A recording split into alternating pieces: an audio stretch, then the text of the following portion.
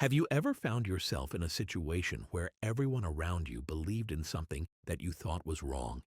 Have you asked yourself whether you should follow others or stand by your own opinion? Altogether, we are not aware of how important the opinion of those around us is for us.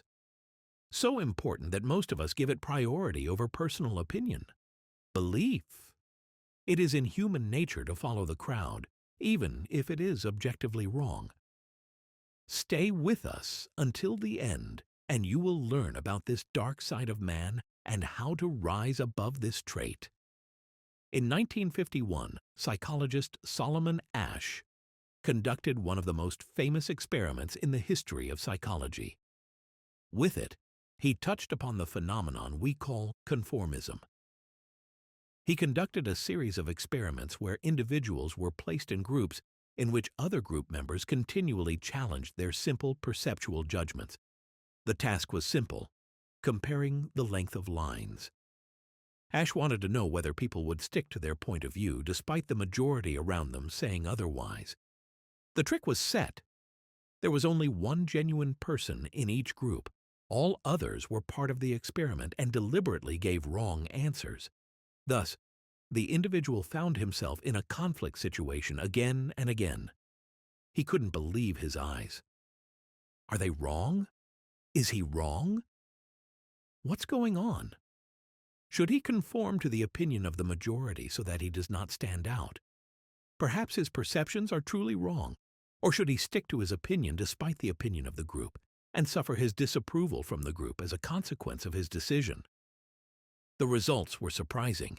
As many as 75% of the participants gave a wrong answer at least once because they adapted to the group.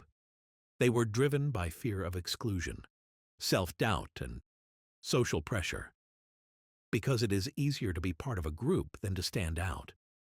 Only 25% of participants never adjusted to wrong majority answers.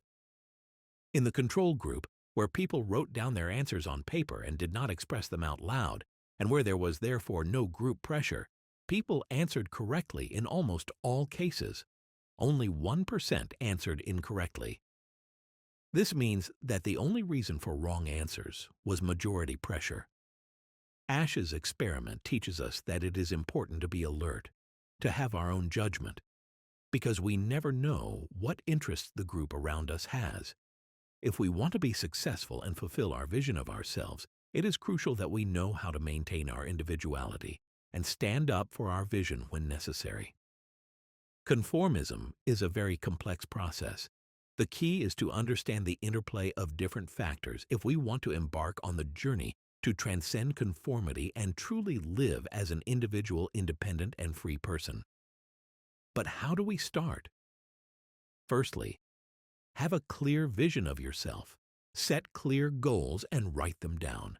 It's not motivation that matters, it's discipline. Secondly, be brave. There is no room for crowds at the top. Don't be afraid to stand out from the group. Have your own point of view, opinion. Thirdly, surround yourself with supportive people. Find people who encourage you to grow. Learn from people who have managed to maintain their individuality and are accompanied by courage. Fourthly, read a lot and practice self-reflection. Observe your thoughts, reactions, emotions. Learn to recognize when you are acting out of fear of exclusion. And lastly, be proactive. Instead of just accepting ideas and content, you start creating them yourself. Let your voice become stronger than the outside noise. Don't wait for the perfect situation. The next time you find yourself in a situation where everyone agrees on something, but you feel it's not right, think again. Do you follow the majority out of your own conviction or just because you don't want to stand out?